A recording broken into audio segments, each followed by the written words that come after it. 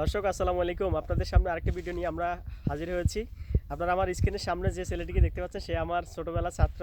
তাকে আমি ক খ সরল সরল শিখিয়েছি। আজকে সে আপনাদের উদ্দেশ্যে কিছু কথা বলবে। জিয়াদ, কি অবস্থা তোমার? আলহামদুলিল্লাহ ভালো আছি। হ্যাঁ, কি করছো এখানে? ভালো আছেন? হ্যাঁ, আছি আলহামদুলিল্লাহ। কি করছো এখানে? বসে রয়েছি, মানে ভাবতে আছি কি কি ভাবতেছো? করা যায়, জীবনের লাইফে কি করা যায়। হ্যাঁ। আর ধরেন না, বন্ধু বান্ধবের সাথে তো হাঁটি, বহুত জনের বাইক আছে বা বাইক নিয়ে। আজকে আমার ওই বন্ধু যে বিয়ে করছে, হ্যাঁ হ্যাঁ। মানে সে কে আমার বিয়ে করছে? কে বিয়ে করছে? এই যে ও আমার চাচা হয় একদিকে, আরেকদিকে চাচা সকাল থেকে অনেক বন্ধু বান্ধবদেরকে ফোন দিচ্ছে কেন ফোন দিছে? একটা বাইকের জন্য।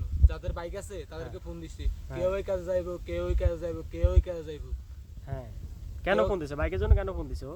ওর মানে বউকে উঠে নিয়ে আসবে, তো তার জন্য একটা বাইক হলে ভালো হইতো। বাইক নিয়ে গেছে, পরে বাইক ঠিক পাই নাই। পরে আমি আমার এলাকার একজন ভাই আসছিল, বাইরের অটো নিয়ে গেছি। হ্যাঁ। আর ভাই আমরা একটা কথা বলতে চাই, অনেক পোলাপানির স্বপ্ন আছে যে একটা বাইক কিনবো। আচ্ছা। ওরা কি করে জানেন, মানে এখন তো 90% লোক, মানে ইয়াং জেনারেশন সবাই নেশা করে, এটা বাস্তব। নেশার জগতে ঢুকে গেছে। ওরা পট করে বা 300 টাকা হইলে একটা বাবা লাইটারের ভিতরে সুই ঢুকাই রেলগাড়ি চলায়। তারপরে খাইটাই চিন্তা করে কি হাইরে যদি একটা বাইক হইতো, একটা বাইক হইতো। আরে বাঞ্চ ওই টাকাটা তুই জমা, ওই 300 টাকা দিয়ে তুই বাবাটা না খাই, তুই 500 টাকা দিয়ে একটা সারা বারো না আনি, তুই টাকাটা জমাই তুই একটা বাইক কিন। তুই এগুলো খাই ইয়ে করস, আর তুই এগুলা খাই চিন্তা ভাবনা করস, তুই বাইক কিনবি, এটা করবি সেটা করবি, এগুলো করলে তো হবে না। তুই হাজারিয়ে বসে না থাকি বা একটা কাজ শুরু কর জীবনে, লাইফে ছোট থেকে মানুষ ছোট থেকে বড় হয় সব। আচ্ছা, এখন তুমি আমার একটা প্রশ্ন উত্তর দাও। এই যে তোমার চাচা বা বন্ধু বিয়ে করছে, এখন বউ আনার জন্য বিভিন্ন বন্ধু বান্ধবকে কল দিছে বাইকের জন্য। বাইক থেকেও ওরে নানা রকম বাহানা দিছে, বাইক দেয় নাই। এখন তুমি যে একটু আগে বললা যে যারা নেশা করে পট করে তারা তো চাইলে এই যে টাকাটা সঞ্চয় করে একটা বাইক কিনতে পারে। এই যে তুমি আর তোমার বন্ধু বা চাচা, তা সে কি করছে? তোমরা এতদিন তো কাজ করছো বা ও কাজ করছে, এই টাকাগুলো তোমরা কি করছো? ওই লাইনে উড়ে দিছি। কোন লাইনে? এই যে যেগুলা খাইতাম পট করতাম। এখন খাও কিনা? এখন খাও কিনা? এখন আলহামদুলিল্লাহ আমরা ভালো হয়ে গেছি। আমার চাচা বিয়ে শাদী করছে, বউ কইছে ভালো হয়ে যাইতে। আমার চাচা আজকে থেকে 5 নামাজ পড়বে, আগেও নামাজ পড়ছে। মানে কিছুটা লাইন চলে গেছে ইনশাল্লাহ।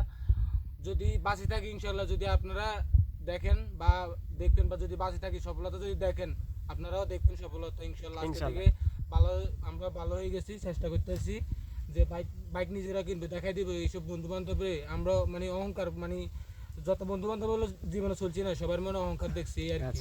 আচ্ছা, এবার আমি একটু বলি। দর্শক আপনাদেরকে আমি দেখাইছিলাম এই যে রাহাত আর ওর চাচা, অর্থাৎ ওরা চাচা ভাতিজা। এখন আজকে চাচা রাহাত বিয়ে করছে, গত কয়েকদিন আগে বিয়ে করার পরে আজকে ও শ্বশুর বাড়ি থেকে বউ আনবে। বন্ধু বান্ধবকে ফোন দিয়েছে বাইকের জন্য, কোনো বন্ধু বান্ধব তাকে তার কলে সাড়া দেয় নাই বা বাইক দেয় নাই। এখন ভাতিজা আজকে প্রতিবাদী হয়েছে যে আজকে থেকে আমরা কোনো নেশা পানি করবো না। আজকে থেকে হ্যাঁ, নেশার টাকা, যেই টাকায় নেশা করতো সেই টাকা দিয়ে তারা বাইক কিনবে এবং ভবিষ্যতে অনেক তাদের স্বপ্ন বাস্তবায়ন করবে। ইনশাআল্লাহ। আমি 2018 সাল থেকে বা করোনার পর থেকে, আমি আগে ভালোই ছিলাম। হ্যাঁ হ্যাঁ, সেটা আমি জানি। হ্যাঁ, আমি আমার এই যিনি ভিডিও করতেছে উনি আমার শিক্ষক ছিল ছোটবেলা। আমার পড়ালেখা যেন ভালো ছিল, মানে এদিকে ওইদিক করে পড়ালেখা নষ্ট হয়ে গেছে। পরে ডাহে গেছিলাম, আমার মামা একজন আসছিল, সবাই তো ওই দর্জি কাজ বলে বা যেটাকে বলে মানে সেলের কাজ। হ্যাঁ, সেলের কাজ করছিলাম, জামা কাপড় বানাই। ওখানে ছিলাম 2 বছর। আমার ছেড়ে আলহামদুলিল্লাহ ভালো হয়েছিল। এই করোনার সময় দেশে আইছি, দেশে আসার পরে এই আর কি আস্তে আস্তে নেশা পানি ঢুকে গেলাম। করতে যে পরিমাণ টাকা নেশা করছি না, ওই টাকা যদি জমাইতাম আজকে নিজের একটা বাইক থাকতো। আচ্ছা, তুমি আরেকটা প্রশ্ন উত্তর দাও। এই যে তুমি নেশা জগতে চলে গেছো, কাদের মাধ্যমে নেশা জগতে গেছো সেটা একটু বলো। বন্ধু বান্ধব, প্রচুর বন্ধু বান্ধব আছে। বন্ধু একটা জয়েন্ট বানাইছে, একটা জয়েন্ট টান দে, ভাল লাগলো, দেখলাম দে কি এটা খাইলে একটু মাথা ঘুরে বা একটু ভালো লাগে, হাসি খুশি লাগে, শুধু হাসে আর কি। খাইতে অভ্যস্ত হয়ে গেছে।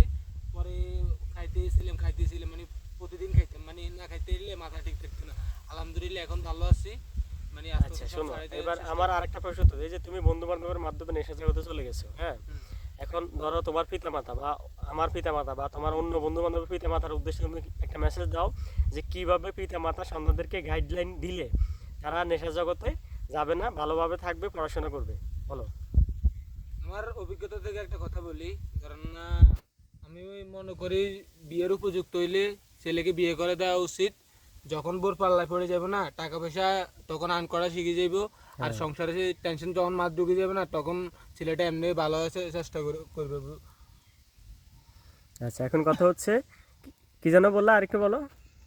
এই মানে ইয়াং যাদের বয়স হয়েছে, মানে বিয়ের বয়স হয়েছে, তাদেরকে মানে বিয়ে করে দেওয়া উচিত। মানে এটাই কি সমাধান? বাবা মার এটাই কি সমাধান? সমাধান। আর এছাড়া যারা নেশা করে না, তাদেরকে আপনি শত বুঝাইলে সে বুঝবে না। না, নেশা জগতে যাতে না যায় সেজন্য বাবা মা কি করতে পারে সেটা বলো। ধরো তুমি পড়াশোনা করতেছো, এই পড়াশোনা করা অবস্থায় তুমি বন্ধু বান্ধবের পাল্লায় পড়ে নেশা জগতে চলে গেছো। আমি আমার অভিজ্ঞতা থেকে একটা কথা বলি। হ্যাঁ, এই মানে আমাদের প্রশাসন ভাই যারা আছে, তারা যদি সব গাইডলাইন অফ করে দেয়, সব ন্যাশনাল গাইডলাইন সব যদি অফ করে দেয়, বাংলাদেশে নেশা করার কোনো সুযোগে নেই, কোনো সুযোগে নেই। কারণ না, যেদিকে যায় এখন, যেদিকে যায় আপনি যেদিকে যান, পট পাবেন, ইয়াওয়া পাবেন, এগুলো এভেলেবেল। মানে ওই জন্ম থেকে এগুলো দেখতেছে, এখন এগুলোই শিখতে আছে। তুমি বুঝতে চাচ্ছ যে বাংলাদেশে বাবা মারও কিছু করে না। বাবা মা তার ইচ্ছে করে সবাইকে বলে না যে তুই যাই নেশা কর।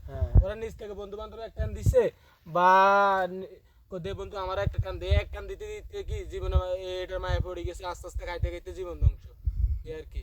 ঠিক আছে, ওকে, আজকের জন্য রাখলাম। ভালো থেকো। হ্যাঁ, আপনারা সবাই ভালো থাকবেন। আসসালামু আলাইকুম। ওয়ালাইকুম আসসালাম। আর আমার জন্য সবাই দোয়া করবেন, ইনশাআল্লাহ।